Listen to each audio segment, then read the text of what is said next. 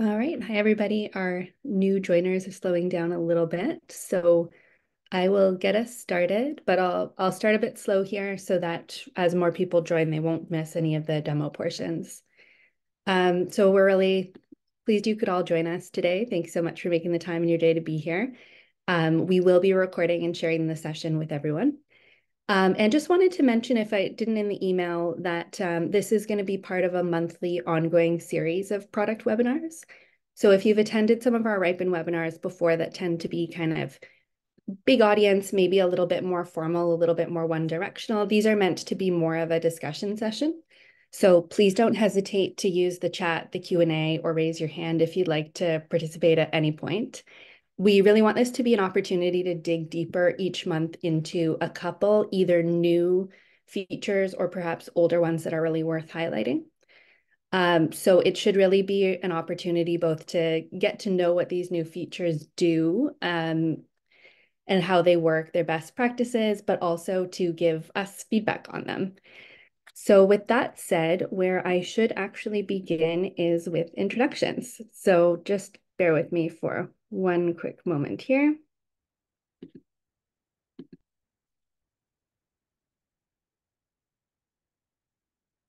So all of you today, we basically looked for people in our educator audience who we've seen make use of existing platform features. So it's a little bit of a narrower youth audience than some of our bigger webinars we've done in the past.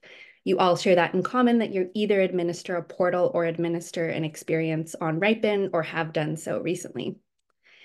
So you should all hopefully have something to discuss when it comes to best practices and use of Ripen.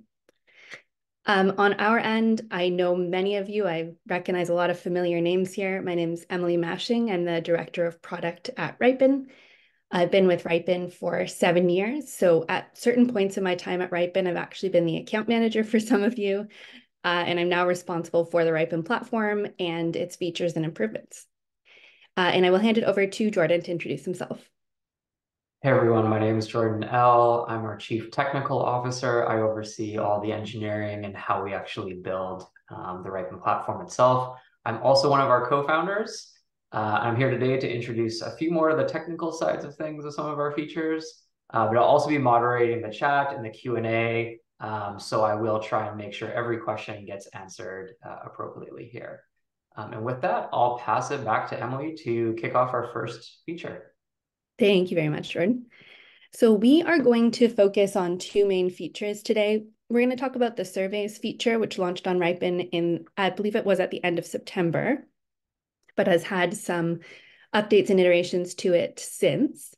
And then we're also going to talk about email integration features, which are newer. I think those were around the end of October, early November that those were released.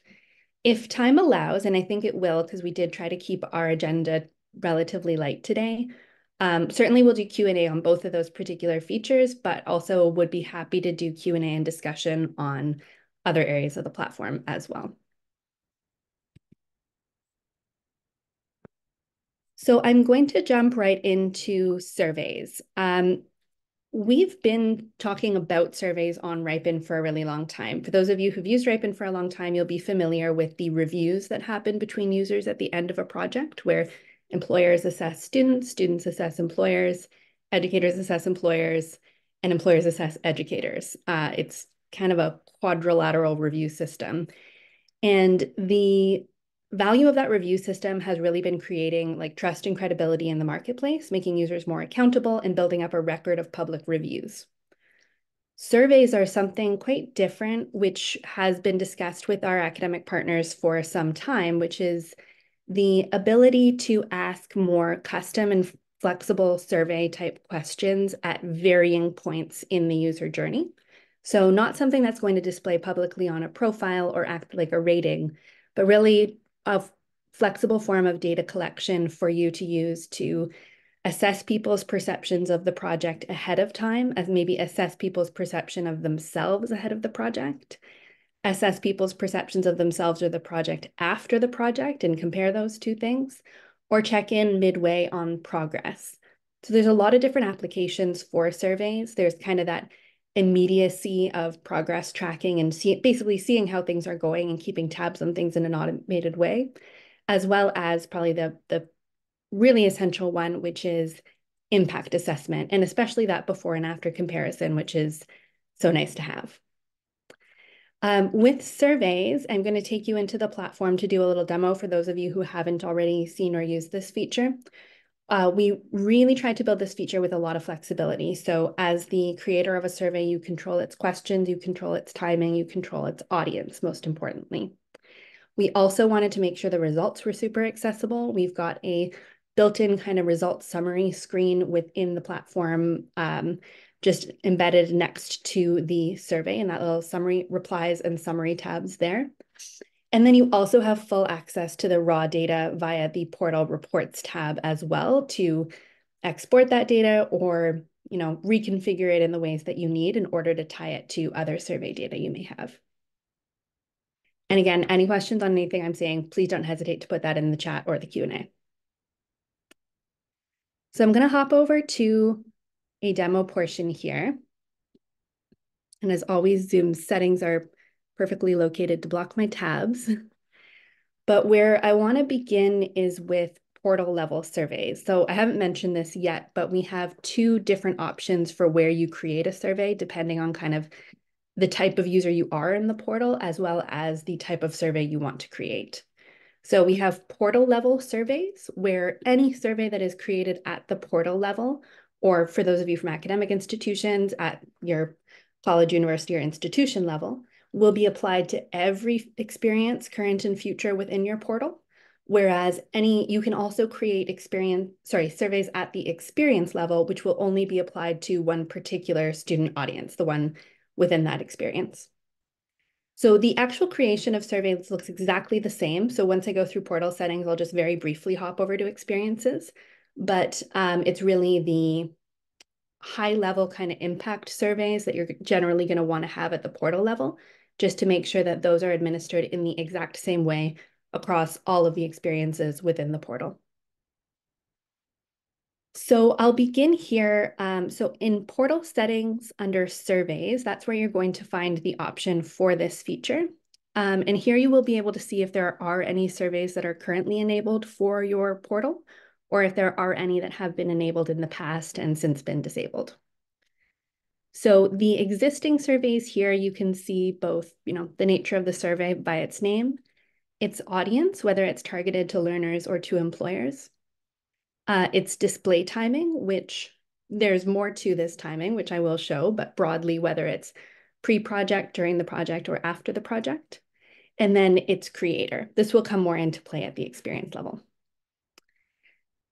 So when you want to create a new survey for your portal, first of all, here I would probably say, okay, I've got one pre, one mid, one post project for learners.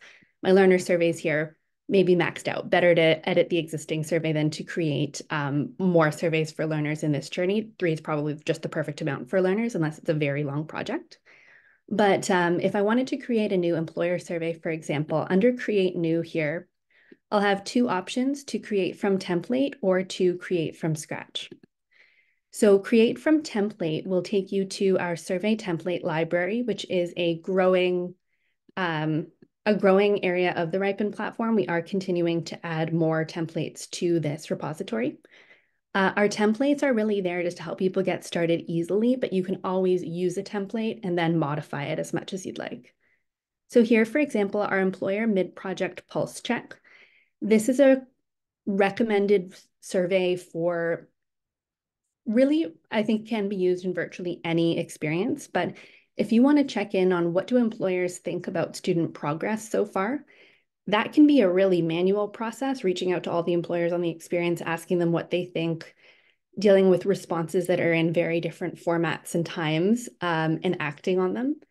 Doing this via a survey basically automates the administration of this question, as well as the format of responses for this question. As you can see here, our template has both a simple multiple choice and a text response option, just to keep things, keep this flexible really, because obviously if things aren't going well, you're going to want to have some kind of free text field here for them to respond with. but just a really useful, super short template to automate that collection of how things are going midway. Similarly, we have a learner mid-project pulse check, which is virtually the same survey, but targeted to learners. And then we have other options for more intensive surveys for like a pre-project self-assessment, a post-project self-assessment for learners, and then a longer extended version of the same thing, pre and post surveying, which should be used in combination. But again, I'll just go back here actually to my portal settings.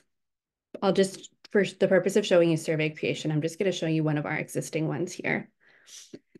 When you are actually creating the survey and using that template, you can be a lot more flexible in the questions that you ask and in the ways that you target it. So in this particular survey, I'm actually going to go into edit mode here to show you all the options. We have a survey title field. This is mostly for like stating the purpose of the survey for either the people responding to it or for your fellow administrators of the portal. The survey introduction field, this is a great way to tell learners about things like perhaps reassuring them about the privacy of their data or explaining why you're asking this survey or giving them some general tips for what to think about when responding to the survey. Very flexible, rich text field here. And then the ability to add questions is very flexible as well. So you can edit it. Here, I'm not creating directly from the template, but if you were editing from the template, you'd be able to change the question type. So here, my question type is multiple choice, but I can modify it to a different question type if I choose. I can let users pick multiple options here in the multiple choice question. I can change the instructions along with the question, can change the options, and so on. And what I really want to highlight here is the sentiment tagging. So this won't apply for every single question, but for multiple choice in particular, and for a question like this where you're asking students, are things going well or are things going not so well?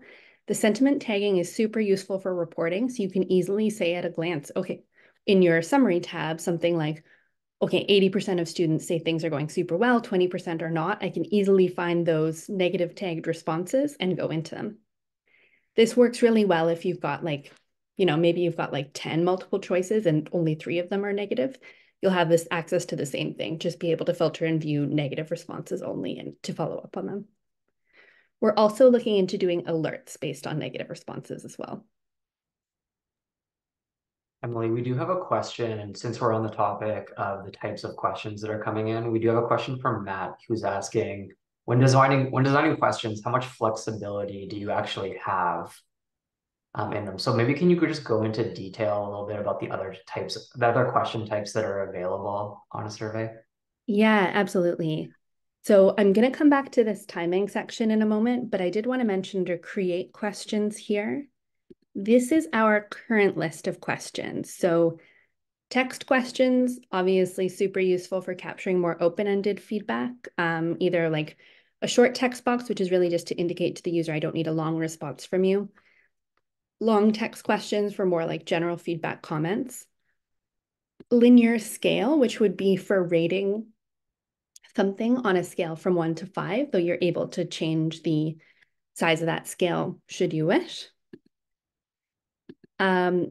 Numerical question, which basically just ensures that what the user enters as their response is a number. Multiple choice, which is what I've mostly showed so far. Document upload, which is quite useful in some cases if you want someone to upload. Maybe this could be more specific to internal processes, but if maybe they've already filled in some kind of external program registration form, you could have them upload that in the survey. A date field to have them pick a date. For example, like maybe you want to ask the employer, when are you next available to run a project at in a post-project survey? You could have them fill in that date. And then lastly, checkbox. Checkbox questions are really useful for kind of gaining users' agreement and recording agreement to certain things. So if I want users to just acknowledge something in a survey, for example, perhaps acknowledge, I understand that I'm providing this data for the improvement of the program and that it won't be shared with learners. That's something you could put in as a checkbox question and have the respondents check off in order to proceed to the rest of the questions in the survey.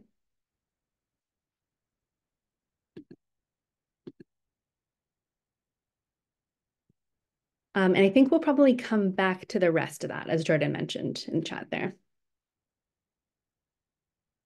But I'll just scroll up here. So I talked about the survey title and introduction. I haven't talked about settings yet, and I do think this is a really, really critical part of the feature. So one thing is, can educators edit or delete this survey? I won't spend too much time on that, but basically if you want to make a survey like truly uneditable and make sure that no one else can modify it in the portal, if it's like really critical for data collection, we can make that happen. Most importantly, who will the survey be targeted to? Currently, employers and learners are our options. We don't have an immediate plan for educator surveying, but if that interests anyone on the call, we'd be really interested in hearing that. So you can choose whether to survey all of the employers on a particular experience or the learners. And then our timing of the survey is, I think, really what is the most compelling reason to use Ripen survey features here is the fact that we're able to automatically administer these surveys based on the actual project timing. We do, of course, have users who use external surveys to measure impact of Ripen projects or have done so in the past. But it means generally you're kind of picking a fixed point in time at some point to bulk administer that survey and do that very manually to ask users what they thought about the experience.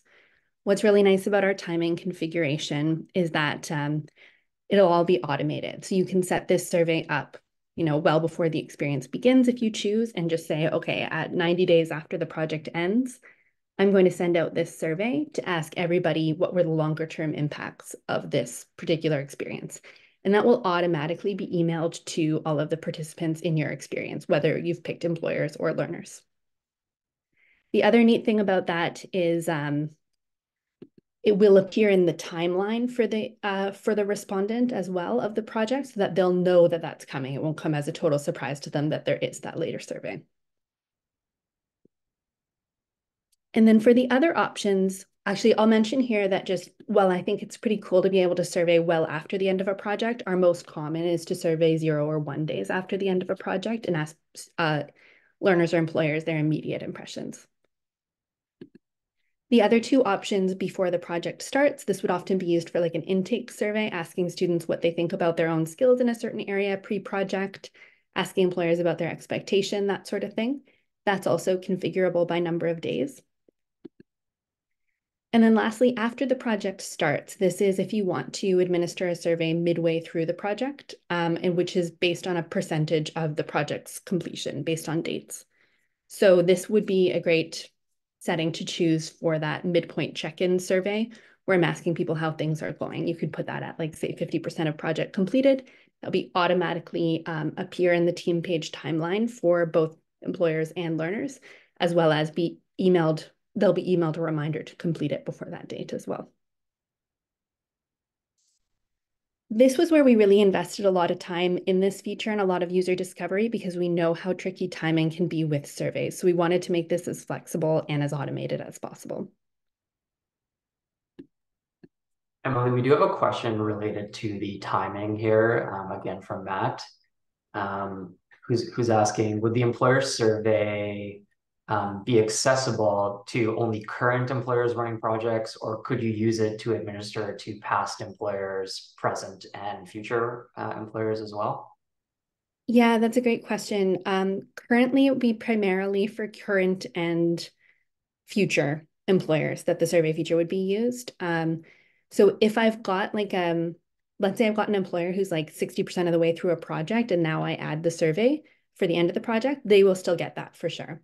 But when you add a new survey, it doesn't get automatically administered to old completed projects, just because, sometimes it may not be relevant or we didn't want to kind of mass email people in an unintended way, sorry, about a survey. So it's all very much based on the actual timing of the project that the surveys are administered.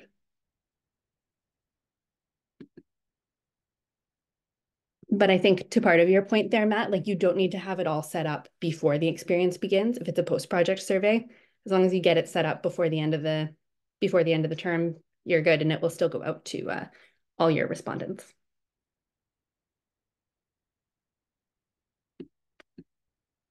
So that's just about it on survey creation, but I just very quickly wanted to mention, like for those of you who would be creating surveys at the experience level rather than at the portal level, just that under experience settings here, that's where you will find the surveys option.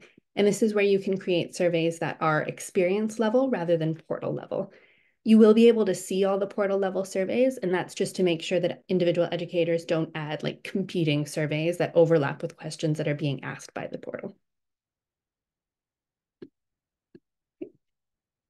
And then last but not least, and then I'm going to pass it over to Jordan, I did just want to show as well what it looks like to respond to a survey very quickly. So I'm going to show you a simple survey response, but I did want to mention here, like as a student, I'm going to see this survey coming up in my timeline.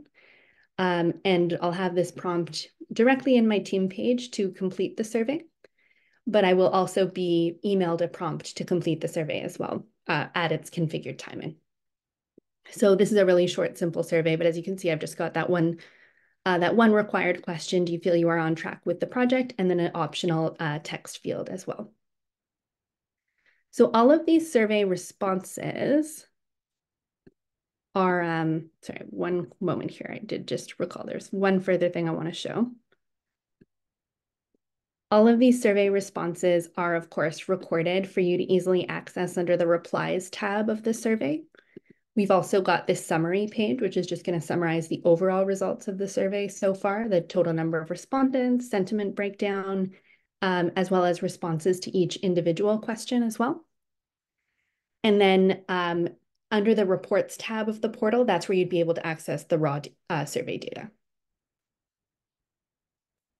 So I have gone on a bit. If there are any other questions on surveys, would be more than happy to answer those. Feel free to pop those in chat or Q&A. We'll also have open discussion at the end, but I'll pass it over to Jordan to speak about our next feature, which is email integration. So before we go on to email integration, there was just one last question here relating to the information collected in the reply process of surveys. Matt was asking, again, how Ripen protects the confidentiality of the information collected. So I can probably take that one. So as you saw in the demo, and as Emily talked about very early on, the results of the surveys aren't displayed publicly. They're not like the feedback ratings. They're not displayed on user profiles or anywhere publicly on the Ripen platform. Nor can one learner see the response of another learner's survey, and same thing with employers. The only people who can actually see the results of the surveys are the people who are issuing them. So at the portal level, anyone who has portal administration access or who has a custom role that enables the survey permission on it can see those portal level survey responses. And then the exact same thing with experiences as well. If you're administering surveys at the experience level, only those experience admins can actually see the survey responses, or the portal administrators could also see the individual experience related surveys as well. And then on top of all of that, you can also, as Emily alluded to, go into the reporting platform and see all of the raw data in there and ask custom questions about it. So if you have reporting access to your portal as well, you can also go in and go into the reporting side of things and see all the data in there as well. We do have another question from Matt again. Could the surveys be incorporated in LMS? Right now, they're not, but that's a very interesting idea. I'm guessing you're talking about some sort of like, passback model, similar to like grade passback you might have from other tools within your LMS. No, we love all the extra questions. Yeah, right now it's not integrated into the LMS. You can always, export the results of your survey and take those with you and do whatever you want with them, via CSV format. Obviously, that's not the most friendly experience. But Matt, maybe we can dive into that with you on exact, kind of expectations you'd be looking for in a system that's fully integrated with the LMS, if you'd be open to a follow-up call on that, or anyone else who's interested as well. I think that's it for survey questions. Awesome. We will be sure to follow up with you, Matt. Perfect. So I will introduce our next feature that we're going to be demoing today, which is the email integration. This is a very exciting feature for us because it's something that's been asked for, I think, for over 4 years at Ripen. And we were finally able to deliver it in a way that made sense and provided just a ton of benefit to basically all users of Ripen. So diving right into it, the easiest way to explain this feature is you're probably used to getting emails from Ripen that say, hey, you have a new message on Ripen. Here's the message, click here to go respond, kicks you into Ripen, you type in your chat message, you hit send, you close the tab, walk away. We've made that whole process simpler. When you receive that email now, as you see on the screenshot on the page right now, you can see at the very bottom that you can actually just respond to that email from your inbox, and Ripen will capture that reply, put it into the Ripen chat automatically, and then the employer will get your response. That's the simplest way to explain this feature. It's really great because you never have to leave your inbox again. You can manage a lot of other things as well, other than just your messages within Ripen. So hopefully done are the days of, you meet the employer for the first time, you both swap contact information, maybe you're using your personal Gmail account, I don't know, which feels a little iffy, when you're dealing, with an open marketplace, you don't necessarily know who you're talking to, you don't want to give out that personal information. But you're doing it today because you want the convenience of doing everything from your inbox and not, having to take that extra step. So we've really removed that step to try and make this whole thing easier for you as well. And we took what we learned there and we tried to apply it across the entire Ripen platform. So you're going to see other emails that have this similar kind of caption at the bottom saying you can reply to this email to do X. And not only are you going to see that, but your learners are going to see that. One of the complaints we get, not necessarily complaints, but it's a very common thing, is project management employers, they want to do it from their inbox. Learners, very comfortable sending emails, managing their project that way. When they get reminder emails like, hey, you have a milestone coming up or make your final submission, they've already emailed the employer that final submission, or they're emailing the employer with their communication. And that's, again, because they've swapped personal contact information at the beginning. But now when they get those reminder emails, hey, your kickoff to start this project is coming up, or hey, that submission you have that's coming up is going to be due in 3 days, they can actually just reply to those emails, add their attachments for their final submission, write a little message about that submission itself. All of that will automatically be forwarded to the employer, will be put into the Ripen system so that you as the educator still have complete oversight into that, which is also a key point. You'll now be able to essentially see how your learners are emailing back and forth with the employers, because that'll be captured within Ripen, now providing even further value for you as well.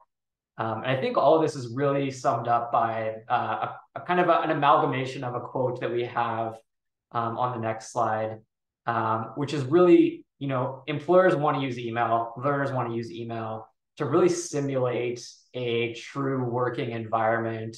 When you sign up to a company, you have to use their communication strategy, their communication tools within their workplace. So we really want the employer to feel like they are in control of that. They all want to use email kind of as the default. So let's give that to them and, make sure that we're still capturing all that so that the educator has even more oversight than what they would have today, where a lot of the communication is hidden from them currently. So with that, I'm going to pass it back to Emily just for a very quick demo here. Great, thank you, Jordan. One moment while I get out of presenter mode here.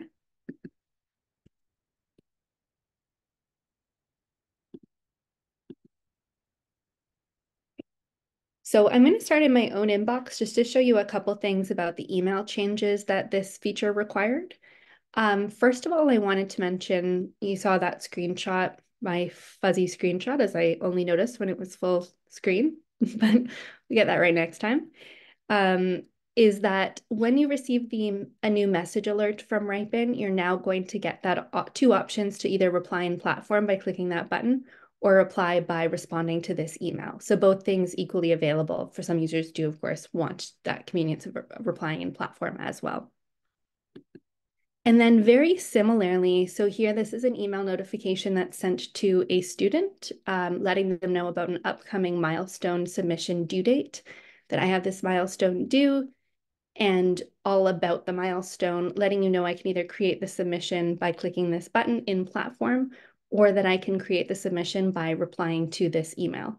So that's the strategy we've taken on a lot of different email types. Mostly, of course, the new message is the most prominent of those, but also any kind of reminder to complete an action that can reasonably be completed via email, you now can do so through that method. And I did just want to mention, like, a nice kind of quality of life improvement, whether or not you use the reply by email feature, is just our emails now contain a lot more useful information. We don't want the user to have to go into the platform to see what the milestone is all about. They can now see the full details of the milestone directly in the platform, or sorry, directly in their email, I should say. And that applies to a lot of different email types, including, you'll now notice, like, when you get a new match request submitted to you from an employer, it now includes the full project content, which is a change that was really part of this overall strategy to make sure that users can do more of the review from their email if that's also their preference. So I'll just show two quick things here. First of all, I'm just going to respond to Safina, who's a real student that I'm working with on a real project. So I drafted my email earlier just to say, hey, no problem, looking forward to connecting with you on our meeting, confirm it's our final presentation date. And you'll notice here I haven't removed my signature, which is on all my emails, and I haven't removed the email that I'm replying to as well, which is the notification. So I'm just going to send that response to her. And I am going to caution myself and our attendees here that there can be a delay of like 30 to 45 seconds here before this does populate within the platform, mostly because of the Gmail sending delay, but that was actually quite good. So my message, as you can see, is basically indistinguishable from a message that's been sent via the platform. You can't tell it's from my email. It sends in the same conversation. It sends from me. And there are certain restrictions on that. Like, I need to be a member of the conversation in order to be able to do that. But as you can see, also, one really nice thing here is my signature has, of course, been stripped out, as has the email notification that I've been replying to as well.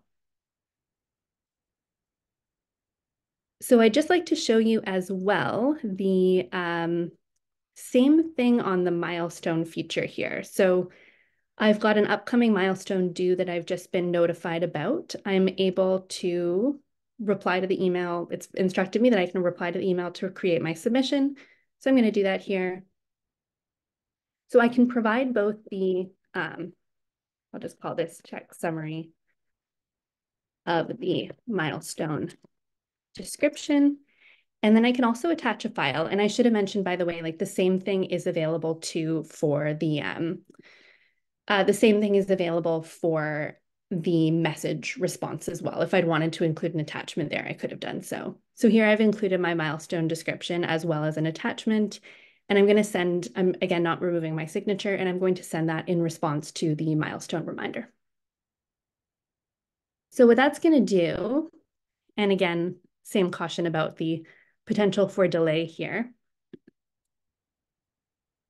Just refreshing my team page here.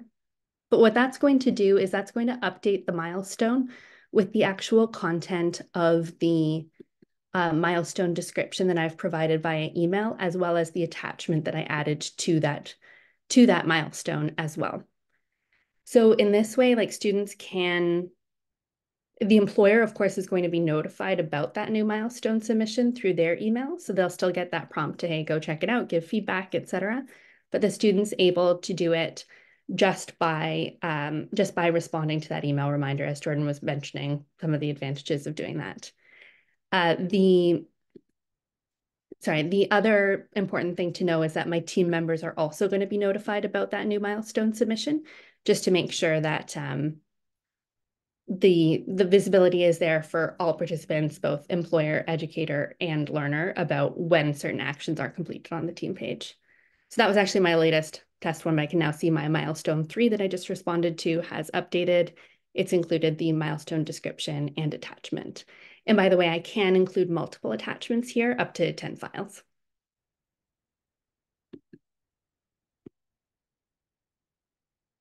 So I will leave it there, but if we've got extra time, we'll talk about some additional like upcoming extensions to this feature, but I'm just really curious to see if there are any questions on this feature or its capabilities.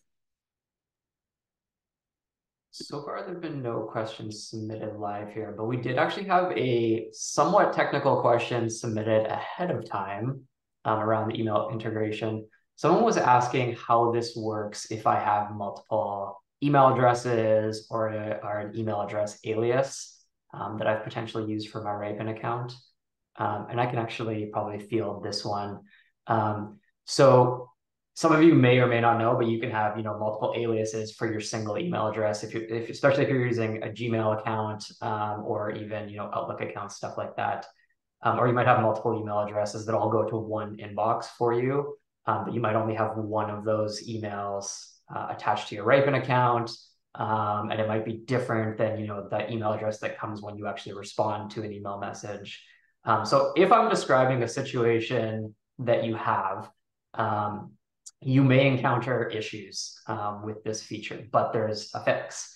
So I'll use my own as an example. I have my primary email address is jordanl@ripen.com, but I also have an alias just for jordan@ripen.com.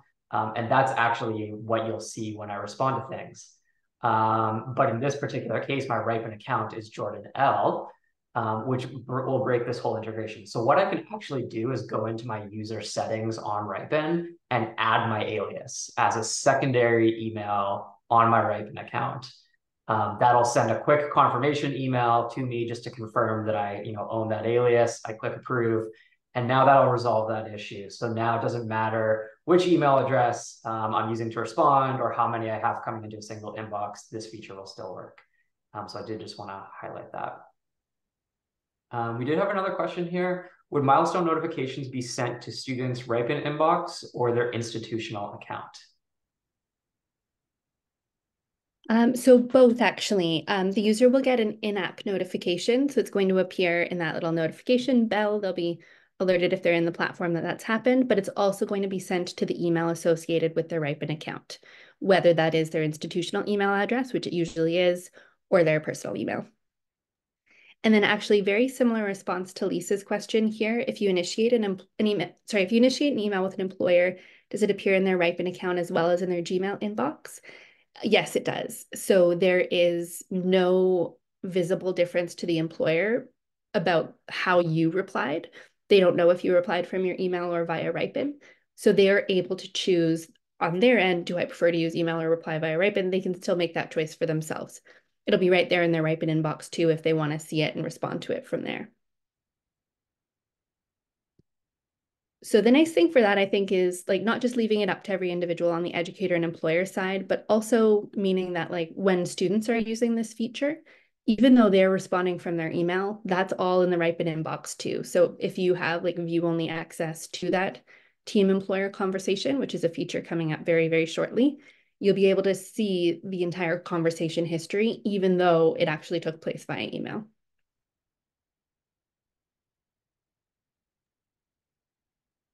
With that, I don't think there's any other questions. Emily, do you want to go into just highlighting some of the upcoming features in that regard? Yeah, I would love to. And if any of these particularly resonate with any of you on the call, or if you have questions about them, would love to hear that too. But just to let you know that like as people have gotten their hands on surveys and started using them, we've received a few requests for extensions to functionality. And these are some of the things that we're looking at for the coming year. Matrix question types are one of these. So I'm sure you'll be familiar with that kind of box style question where I have the attributes I want to assess along the y-axis and the ratings I want to give those attributes along the x-axis. That can be quite helpful for like grouping a lot of related questions together and reducing the perceived length of the survey. So that's something we're looking at as a nice question type enhancement. The conditional question logic is a slightly more advanced functionality extension, but basically that you'll be able to configure questions so that if someone gives a certain answer, maybe they skip the next question. And if they give a certain other answer, they are required to answer the next question. So this kind of conditional survey branching and skip logic is really useful for reducing the actual length of surveys. So for example, let's say you ask an employer, do you have a physical office space? And maybe if they say yes, you ask for their address. If they say no, you skip to the question after that. That's one way that in which this type of logic can be used to make the surveys shorter for certain users, which is really nice. We're also looking into anonymous surveying. I'm not absolutely certain about this one being done in the near future, as it is a little bit of a niche request, but just the ability to not tie the respondent's identity to their answers on the surveys is kind of an interesting one for us to look into in future. And then the next two are things that we're actively building right now, which is in multiple choices, we're adding an other option where the user can select other and then fill in a text response explaining their response. And the last one is randomization of the order of multiple choice questions, just to reduce bias on the user's selection of a multiple choice option.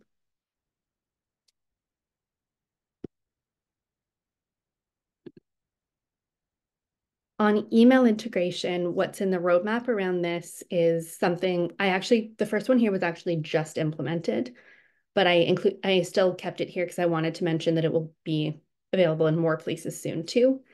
One is that you can now respond to surveys without actually manually logging in. You can just basically get a unique kind of magic link in your email, which prompts you to respond to that survey. And when you click it, you're able to actually respond and have that response be associated with your Ripen account, even if you're not yet logged in.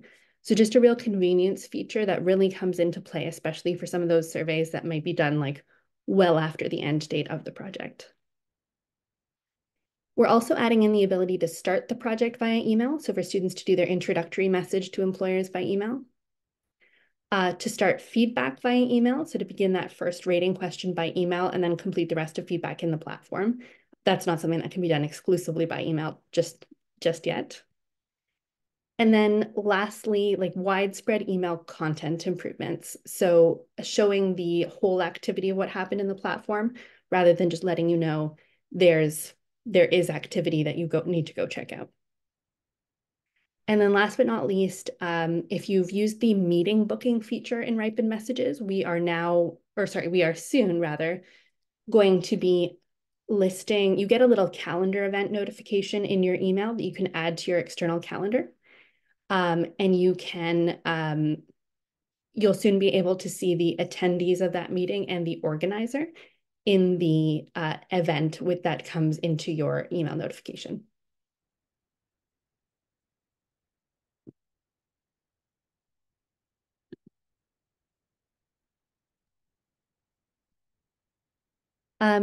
Nidhi had a question. I'd just like to clarify a bit further in the Q&A feature. What about project code before starting the project in the email integration? I'm wondering there, Nidhi, if you're talking about actually, yeah, I'm curious if you're talking about maybe giving people access to the project via email. If you could expand on that one, that would be awesome, or we can follow up by email afterwards.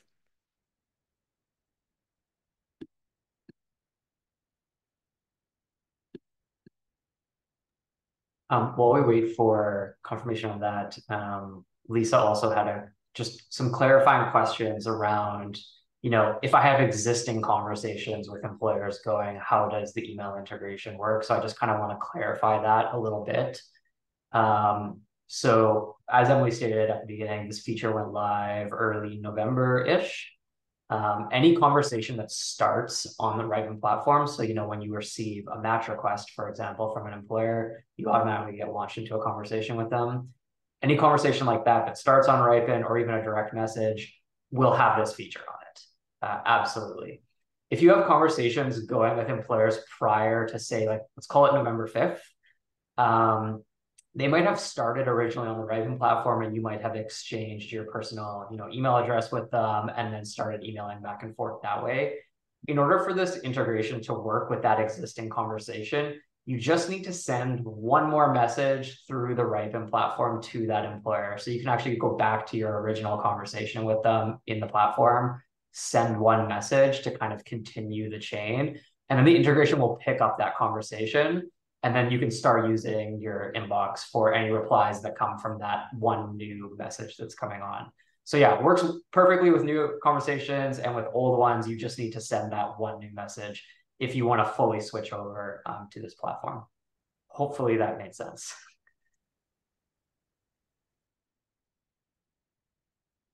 We are actually at time. I think Jordan and I have both surprised ourselves because we're usually both very short speakers and we've gone on a lot on our on our two highlight features today, but I hope it's been interesting for all of you.